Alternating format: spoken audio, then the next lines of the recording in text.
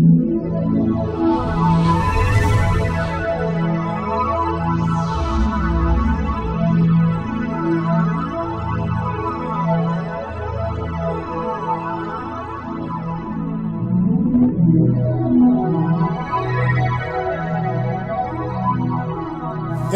thank you, Andrew. Good afternoon, ladies and gentlemen. Thank you for inviting me to this conference. Yeah, I was asked to talk about taxation. I'm working at the DIW, Deutsches Institut für Wirtschaftsforschung, here in Berlin, which is a research institute, non-partisan, public funded, and we are in charge with many issues of taxation and social security in our department, and we are working particularly with micro data, distribution analysis, impact of tax policy, social policy on income distribution, distribution of wealth, and also on the effects on labor markets, etc. And over the last years, we did a lot of research in the field of taxation, because top income or top wealth taxation, and this is what I'm going to talk about, and I would also give some impressions from the recent policy debates, in particular in Germany. Let me first come to the background, which is often discussed, and I think it's nothing new that we have rising inequality in income and wealth all over the world, and in particular in Germany we have a rather remarkable increase in income inequalities over the last 10-15 years, and it's not only the typical and the pertinent influences from business and capital income and rising CEO pay and low pay, but also reductions in tax progressivity due to tax reform have increased income inequality in Germany. I think this is a development to notice in many countries, that the top income tax rates have been lowered. Capital income taxation has been separated from progressive taxation. Wealth taxes have been discarded, and indirect taxation has been increased in many countries. VAT rates, green taxes, and indirect taxes typically fall much more heavily on low-income household. And against this background and the discussion after the crisis and rescuing high wealth and so on, a lot of discussion on higher taxes on the rich in Germany and in other countries. Yes, here are some results for Germany using the Gini coefficient, which we was talking about, which has some problems. Yes, it is only now we have a strong increase from the end of the 90s up to 2005, and this is results from survey data, which does not include the very top income strata. We have some insights to the top income, very top stratas by using tax statistics, and I think if we would include those results, the increase in income inequality would be much higher, even at the base of the Gini coefficient. But that's not what I'm going to talking about. What I thought is, we are on a heterodox conference here, and I thought maybe it's a good idea to bring in some elements of standard neoclassical welfare economics, optimal taxation theory. I think there's a very interesting discussion over the last decade, which was people like Emmanuel Saez and Thomas Piketty have made Peter Diamond also have made important contribution to this debate, and okay, the main point of optimal taxation, optimal income taxation, is to balance the trade-off between equality and efficiency. I mean, ability to pay and redistribution calls for progressive taxation, but on the other hand, high tax rates could provoke economic adjustments, substitutions, effects on different economic decisions, and this is going to be balanced. And Merlis and other real bulk of literature over the last 30 or 40 years. And the recent development I mentioned is that these guys are trying to make let's say simplify the models, to boil it down to simplify it in order to have to use formulas in which optimal tax rate depends on estimatable parameters on economic adjustments and top income concentration. And we all made with colleagues, I made a small contribution to this discussion for Germany. Yeah, let me come. Just a very simple formula for the optimal income tax rate for the very top income tax bracket. And in this literature, the optimal income tax rate depends on, of course, social marginal welfare weight. You put on top income from a social welfare function. It depends from the income distribution measured by the Pareto coefficient, and it depends on the tax base elasticity, which measures the adjustment effects of taxpayers. And if we, for simplicity, if we set the welfare weights to 0, because the rich people do not count much with their welfare, and if we ignore income effect, then this formula boils down to this very simple expression in which the top income tax rate depends on the elasticity of the tax base. The higher the elasticity of the tax base is, the lower the top income tax rate, and of course the lower the higher the top income rate could be, and at the same time it depends on the coefficient for top income concentration. And please note that the alpha parameter is the lower the higher the top income concentration is, which means that the higher the top income concentration is, the higher the top income tax rate could be. And of course we could adjust for consumption taxation. So just let me, we have to parameterize the model, and let me come to the main results. Top income tax rate for Germany, and what you see here, you see here the top income tax rate.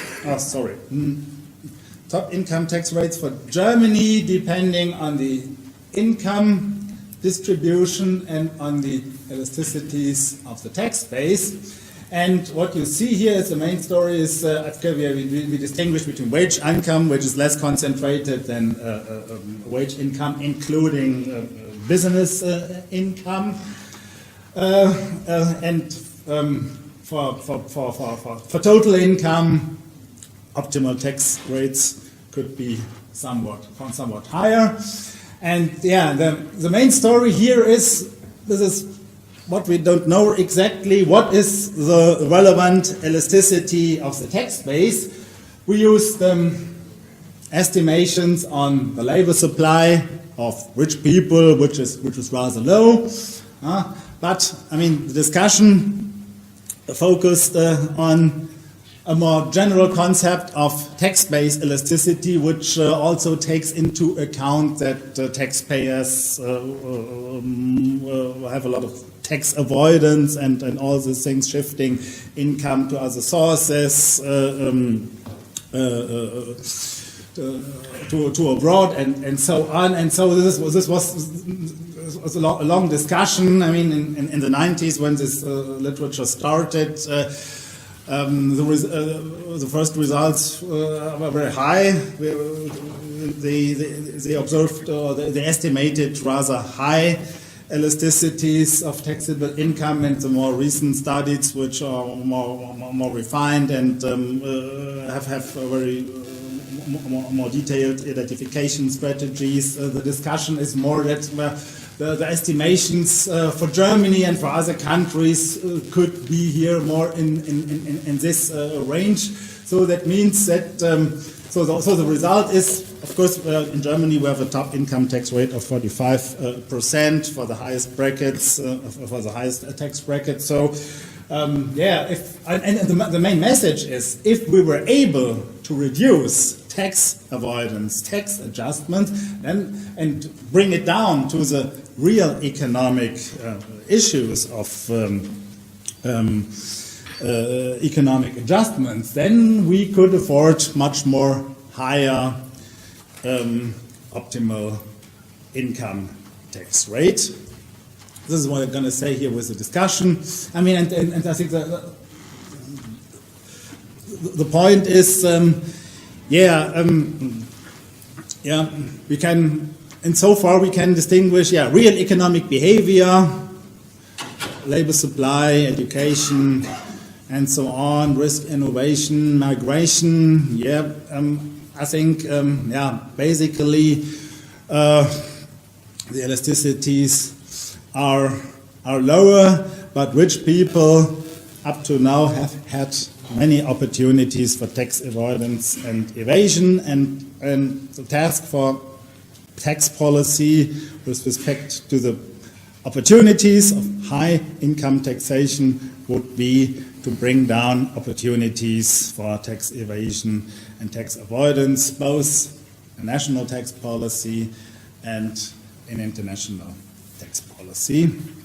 And another point is to bring more, to overcome the rather restrictive assumptions of those welfare economics, is, of course, we have to take into account many externalities in social and political terms. I mean, what has been discussed here are many negative externalities of top income and wealth concentration, political influence, manager power, rent seeking, and of course instabilities of financial markets and economic development. And now the question is, could higher top income tax rates or even wealth taxes, could it improve welfare?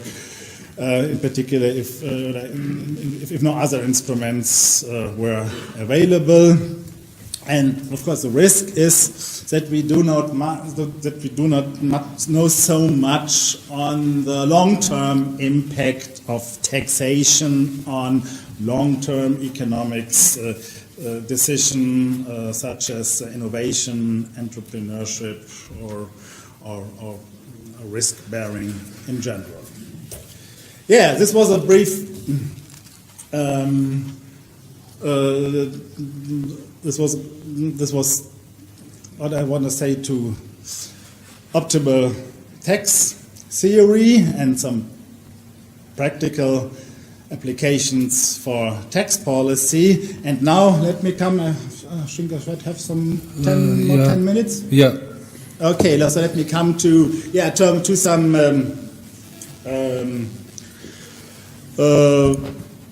Let me come to tax policy, and I will talk about top income taxation, and I will also talk about issues of wealth taxation. I would say, against the recent development, it would be possible to increase top income taxation to some extent, but one has to take into account that due to the so-called dualization of the income tax, a higher top tax rate will only fall on wage income and some business and properties incomes, because we have separated the tax base, and capital income is not part of the comprehensive tax base. It is separate low taxes, the same as corporate taxation. So the task would be to reduce this trend in income tax dualization in order to tax high incomes, which mostly fall on capital and business income. Yeah, wealth taxation is another element which was discussed in Germany over the last years, and the options we discussed is to reintroduce a recurrent wealth tax, which is levied every year at the tax base, or to introduce a one-time capital levy on the capital stock, or to increase inheritance and gift taxation. And of course there are some other taxes like property taxes on real estate properties and so on, property transfers and so on, which also have an impact on more or less rich people, but they do not have a clear incidence to very rich people, because they are levied on a more broad base of properties, and could not be focused on the very rich people via high allowances. And this is what, for instance, a recurrent wealth tax, which has been abolished in Germany in the 90s, and a lot of there are proposals to reintroduce this tax, and with high personal allowances you would be able to focus the tax burden on the top percentiles, and tax rates which are discussed for recurrent wealth taxation are up to, let's say, 1% in order to participate on the tax on the returns of the capital, but not directly to redistribute with this wealth tax. And so far it is a tax which is more or less similar to capital or corporate income taxation, and the main difference is that it's levied on the wealth stock, but not on the actual return, which makes some problems in case of business properties. And of course, one main drawback is that you have to evaluate the properties, the assets and the liabilities on a periodical way, which is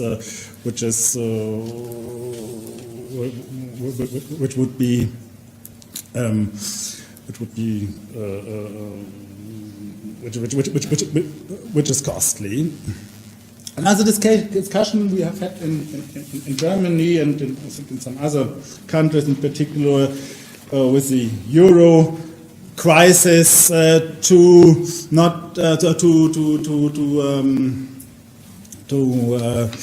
introduce a one-time capital levy on the net wealth stocks, which could also be focused on the very top wealth strata via high personal allowances, and on the tax base would more or less the same like a recurrent wealth tax, but the difference is that it is a one-time levy on the existing wealth stocks, and could be levied with higher tax rates up to 10 or 30%. We have had such a capital levy after the Second World War with a tax rate of 50%, But I mean, in order to make it easier for the people to pay the tax, you can make it payable over decades by annual installments, so it's more or less the same like a recurrent wealth tax. And I mean, which makes this proposal attractive for economists is that there is no real substitution effects, because the tax, you use a historical tax base, and there is no reassessment of the tax base after its introduction. But I mean, in terms of political issues, it's not. I think it's because it's a kind of expropriation by an unexpected levy. So there's a lot of political resistance and also constitutional reservation. So actually, such a one-time capital levy would be only feasible in a case of fiscal emergency and national bankruptcy, which could be the case in southern European country, but not in Germany. Yeah, I think I should skip this on the text base. Yeah, last point, inheritance and gift taxation, which seems to be much more attractive by many mainstream economists. I think because it's more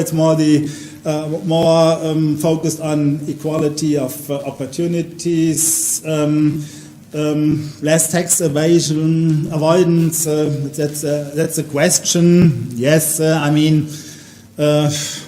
Uncertainty and accidental backwards play a role, but on the other hand, if we look at the tax base and tax statistics, we notice that the high inheritances or gifts mostly consist of business properties. So rich people with a high wealth, they plan their backwards and they plan gifts via gifts. So there is a lot of tax avoidance, and business properties often complain on inheritance taxation because they fear that their family continuation will be endangered, and so on. There's tax competition, and inheritance taxation is rather unpopular in the broader public because middle class voters are anxious because they feel threatened from such a taxation, although they're typically not affected due to high personal allowances. Yes, and this is also what we could observe in recent policy debates in Germany. There were a lot of proposals, hikes for taxes on rich people, on top incomes and wealth. In the last year, we had the German national elections, and in the Polkanes, the left-wing parties endorsed such proposals. But the results from the election were not so good for Social Democrats and Green Party in particular. And of course, there was strong resistance from business association, from German Mittelstand, who was in particular, who argued strongly against wealth taxation, and this association have a very strong influence on the political systems, on politicians, what I already mentioned, also middle-class workers were not so really convinced by this tax hikes, so the new government in Germany has no more plans in terms of taxation. So generally, my impression is that there is rather low support for redistributive taxation in Germany at the moment. Okay, let me come to the end to conclude. There is a rising attention to top income and wealth taxation in many countries, and increased top income concentration and reduce tax avoidance could support higher tax burdens. However, we should be cautious because there is some uncertainty on long-term reactions to the tax burden, and we have to take into account that there is strong resistance from the business sector, and we also have to convince the middle classes from tax policy. So what I recommend for Germany is that we should